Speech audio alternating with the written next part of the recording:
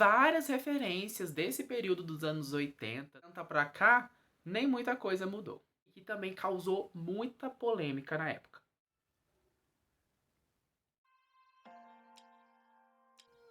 Oi, e aí pessoal, tudo bom com vocês? Eu me chamo Rodrigo Kelvin e se você tá chegando aqui agora, seja muito bem-vindo ao canal Liquidificador. E hoje, no terceiro vídeo da série Mês do Orgulho, eu venho trazer pra vocês uma listinha de 5 documentários que, assim, eu particularmente acho essenciais pra toda pessoa LGBTQIA+ assistir. É muito importante e necessário que nós saibamos a nossa história, de onde vem a nossa luta, de onde vem as nossas batalhas. Muita gente lutou, muita gente sofreu, muita gente morreu para que a gente possa estar aqui, ter os direitos que nós temos hoje, ter o respeito que a gente tem hoje. Apesar de que falta muito ainda, mas a gente tem que agradecer a todas as pessoas LGBTQIA+, que vieram antes de nós e que tornaram possível a nossa realidade atual. Então é de suma importância que a gente entenda, que a gente saiba de onde veio o nosso legado e que a gente continue perpetuando esse legado e essa batalha para que as coisas possam melhorar cada dia mais e quem sabe a gente não fazer parte da história também no futuro. E se você ainda não assistiu os outros 2 vídeos que eu fiz da série do Mês do Orgulho, né, falando da temática totalmente LGBTQIA+, eu vou deixar a playlist aqui no card e também linkado aqui na descrição do vídeo para você já ir lá assistir logo depois desse. Antes então de eu começar a falar dessa listinha que eu separei hoje para vocês, já deixa o seu like aqui nesse vídeo, tá? Ativa o sininho das notificações para sempre ser informado de quando sair conteúdo novo aqui do canal. E não deixe de se tornar um inscrito para acompanhar todas as novidades que estão chegando por aí, hein? Só clicar nesse botãozinho aqui, ó, inscreva-se, inscreva-se. Vamos lá então começar a falar desses documentários bafo, tá? E o primeiro da nossa lista é um clássico, é um documentário clássico, porque a gente já tem que começar a lista com coisa boa, causando bafo, muito bafo. Esse é um documentário que eu realmente acredito que toda pessoa LGBTQIA+, deve assistir, como dever de casa, como obrigação, tá? Como repertório da pessoa LGBTQIA+. Tem que ter esse conhecimento. Porque ele mostra como a cena gay, drag, trans, preta, latina era marginalizada e é de suma importância que a gente entenda a nossa história. Eu estou falando de Paris is Burning. Paris is Burning é um filme documentário, então, que tem a direção de Jenny Livingston e ele mostra vários momentos da cena LGBTQIA+, pelos anos 80, na cidade de Nova York. Então mostra de perto a realidade da população gay, drag, trans, preta, latina, periférica, que constantemente sofria de ataques, de preconceitos, de violência e que ainda eram atacados e colocados como responsáveis pela epidemia de HIV e AIDS da época. Mas além de toda essa parte triste, ele foca muito também na parte glamurosa e divertida que eram os bailes da época, que acabaram virando uma grande marca registrada da comunidade LGBTQIA+. Muitas drag queens surgiram nesse período, que também foi o berço de uma das danças mais populares da atualidade, que é o voguing. Desfiles de diversas categorias eram criados, vários prêmios eram entregues para as casas vencedoras. Essas casas, além de serem times que batalhavam entre si, eram verdadeiros lares, verdadeiras famílias e casas para diversas pessoas LGBTQIA+, que por vezes se encontravam na rua, se encontravam desabrigadas, sem alimento, sem amparo nenhum. Então as casas eram centros de acolhimento de pessoas LGBTQIA+, que estavam ali na margem da miséria. Eram famílias completas com mães, pais, tios, tias, irmãos e irmãs, e que cada um entendia a dor do outro, então sempre um estava pelo outro, ajudando sempre muito o outro, e acolhendo sempre pessoas LGBTQIA+, que estavam sem teto, sem alimento. Atualmente a gente consegue ver um pouco mais de perto isso tudo que eu tô falando através de séries de televisão que ficaram conhecidas assim mundialmente, não só pela comunidade LGBTQIA+, que são RuPaul's Drag Race, Legendary e Pose.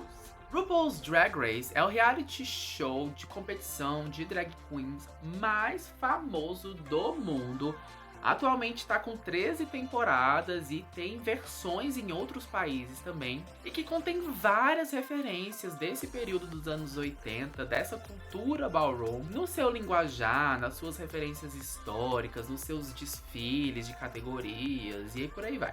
Legendary é também um reality show de competição, um pouco mais atual, ele está atualmente na sua segunda temporada. E ele mostra então essa competição direta, dessa batalha de voguing entre as casas, e também tem desfiles de categoria, uma coisa bem ballroom. E também temos a aclamadíssima série Pose, que atualmente encontra-se na sua terceira e última temporada, e que mostra então o dia a dia das pessoas naquela época, pessoas trans, pessoas gays, suas batalhas, seus sofrimentos, os seus dramas, a sua realidade, o seu dia a dia. E a série retrata muito fielmente os bailes, né, os ballrooms que aconteciam naquela época na cidade de Nova York, porque a série teve como grande inspiração o documentário Paris is Burning, e além disso, agora nessa terceira temporada, alguns episódios também foram dirigidos pela diretora de Paris is Burning, Jenny Livingston. Se você mesmo, pessoa LGBTQIA+, que ainda não assistiu esse documentário, já vai fazer o seu dever de casa, terminando esse vídeo, já vai procurar ele para assistir, porque ele é fundamental. You have space to do all that you intend to. This movie is about the ball circuit, a competition. O segundo documentário da nossa listinha de hoje, ele é um dos mais atuais da lista, né? E só que ele tem uma conexão direta com o documentário anterior, já que ele está sendo chamado de Paris is Burning da atualidade. Kiki é um documentário que estreou em 2017 e que segue uma narrativa muito parecida com Paris is Burning. Ele acaba mostrando que dos anos 80 para cá, nem muita coisa mudou. Muitos jovens ainda não são aceitos, são expulsos de casa e realmente acabam encontrando nas houses, né, nas casas, seus verdadeiros lares, suas famílias e suas vocações. Mas também mostra essa evolução que os bailes, os ballrooms tiveram e como eles começaram a se espalhar pelo mundo inteiro. Aqui em Brasília mesmo, a gente tem algumas casas, né, a gente tem algumas houses, e antes da pandemia, vira e mexe, a gente conseguia ver aí alguns bailes, alguns ballrooms acontecendo, então espalhando essa cultura, essa história, esse legado LGBTQIA+.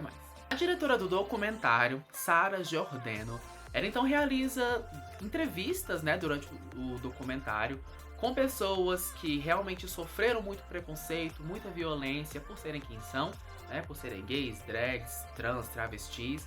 Mas também ela mostra um outro lado, entrevistando também pessoas que são privilegiadas em ter uma família que aceita e que incentiva. Um documentário que vale muito a pena de assistir, então, por justamente mostrar que a gente ainda mantém muito viva, né, essa chama da ballroom, e que mesmo apesar de tanto preconceito que a gente ainda sofre, a gente ainda vivencia muita violência, a gente ainda batalha diariamente pela nossa sobrevivência e para que a nossa cultura permaneça viva.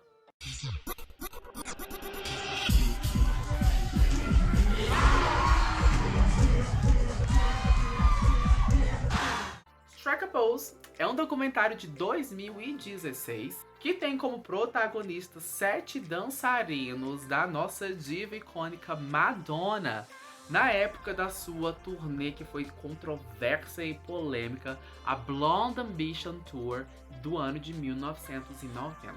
Strike a Pose então conta a vida desses dançarinos antes, durante e depois da turnê, e também após o lançamento do filme, também documentário, Na Cama com Madonna, de 1991, que mostrava os bastidores da turnê, né, e que também causou muita polêmica na época. 25 anos depois da turnê, o documentário estreia contando então essas histórias e de como essa turnê foi importante para o movimento LGBTQIA+, principalmente naquela época. Madonna sempre apoiou o movimento LGBTQIA+, sempre foi a favor dos nossos direitos, além também de sempre ter sido abertamente a favor das liberdades sexuais, o que há 30 anos atrás não era ainda muito bem visto pela sociedade, esse tipo de pensamento que ela tinha e ainda tem. Além disso, naquela época também, Madonna tinha acabado de lançar um dos seus maiores hits, maiores sucessos de carreira, que foi a música Vogue, que foi inspirado na cena ballroom, claro, levando o estilo à popularidade, além de incluir então o Vogue e esses seus dançarinos no videoclipe.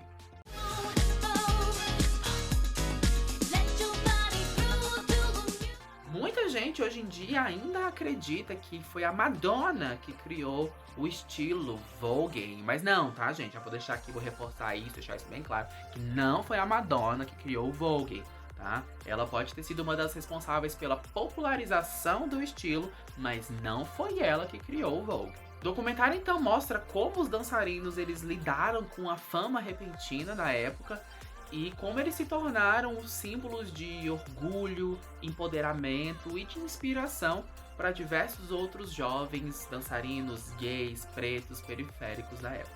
Strike a Pose, assim como Paris is Burning, também retratou muito de perto a realidade daqueles que viveram e sofreram muito com o auge da epidemia de HIV e AIDS que acabou afetando aí milhões de pessoas. I had a message on my answering machine. Hi, I'm trying to reach Carlton. This is Madonna. And I was like, what the fuck? Nosso quarto documentário aqui da nossa listinha é um dos meus favoritos pela história que ele retrata. Atrás da Estante é um documentário de 2016 que conta a história de Karen e Barry Mason, que eram proprietários de uma livraria erótica e também sex shop chamada Circus of Books, na cidade de Los Angeles, nos Estados Unidos. O documentário foi dirigido pela filha do casal, Rachel Mason, então ele possui uma narrativa familiar e acolhedora, né, trazendo essa atmosfera mais intimista. A livraria Circus of Books acabou se tornando uma grande referência e um ponto de encontro de diversos homens gays entre o final dos anos 80 e início dos anos 90, além de alguns anos depois ter se tornado o maior centro de distribuição de produtos pornográficos e eróticos gays dentro dos Estados Unidos. O casal então passou 30 anos gerenciando a livraria e ali vivenciando, né, e conhecendo diversas histórias de vários homens gays, suas lutas, seus dramas, seus desejos. E infelizmente acabaram também vendo de perto, né, a perda de vários clientes pela AIDS. Além disso, o filho mais velho do casal, que também foi entrevistado para o documentário, ele se assumiu gay e ele conta como é que foi esse impacto para os seus pais. Várias pessoas foram entrevistadas para o documentário, incluindo ex-funcionários. E um desses ex-funcionários que foram entrevistados foi Justin Andrew, que é muito mais conhecido como Alaska Thunderfuck, que foi participante da 5ª temporada de RuPaul's Drag Race, além de ter sido vencedora da 2ª temporada do RuPaul's Drag Race All Stars. Obrigado, viu?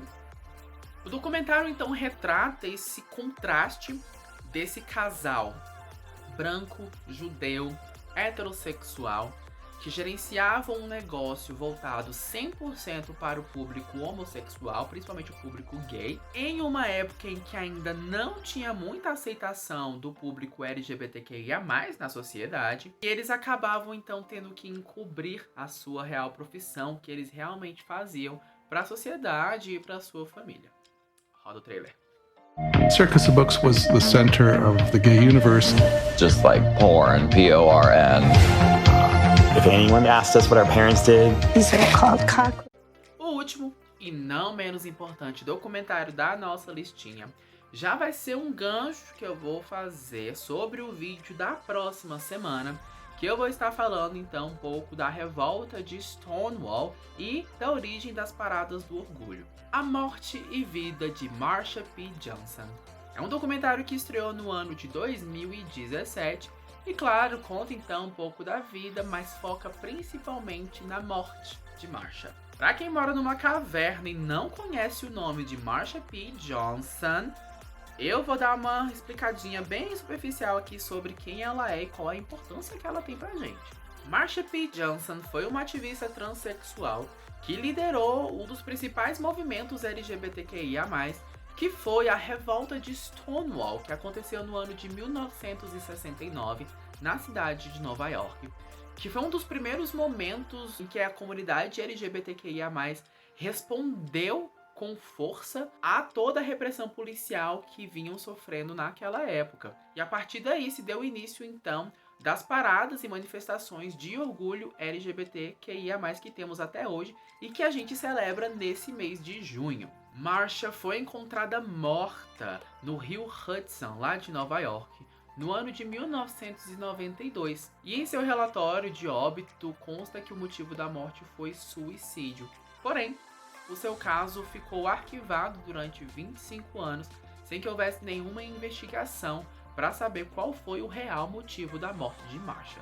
No documentário, a ativista Victoria Cruz, que faz parte do projeto Antiviolência lá de Nova York, recolhe documentos e entrevista pessoas que conheceram Marsha, conheceram o movimento de Stonewall, estavam presentes naquela época, para tentar reviver essa investigação, que é claramente um homicídio, mas que as autoridades responsáveis preferem não seguir em frente e continuar deixando o caso arquivado. Marsha foi um grande nome, foi uma líder do movimento LGBTQIA+, na atualidade, e ela merece que o seu caso tenha um encerramento digno e adequado. Muitas pessoas LGBTQIA+, ainda são mortas, muitas assassinadas só por serem quem são no mundo inteiro, e várias delas realmente são levadas ao esquecimento. E o Brasil, infelizmente, lidera a lista de países que mais matam pessoas transexuais e travestis, o que é muito mais assustador nesse atual momento que a gente está vivendo, num país com um presidente genocida em que, na verdade, ninguém mais está a salvo. Enfim, esse documentário ele é super importante para a gente entender quem foi e qual a importância que a Marsha tem na nossa atual luta de orgulho de direitos LGBTQIA+. Marsha was so full of life. Marsha P. Johnson was the Rosa Parks of the LGBT movement. Darling, I want my gay rights now!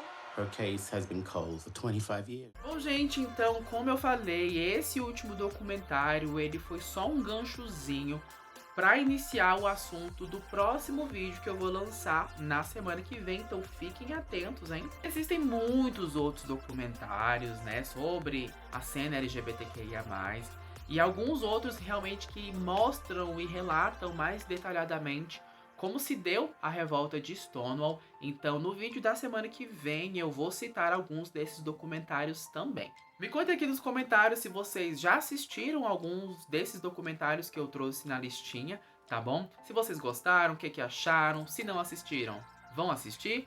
Me falem aqui nos comentários.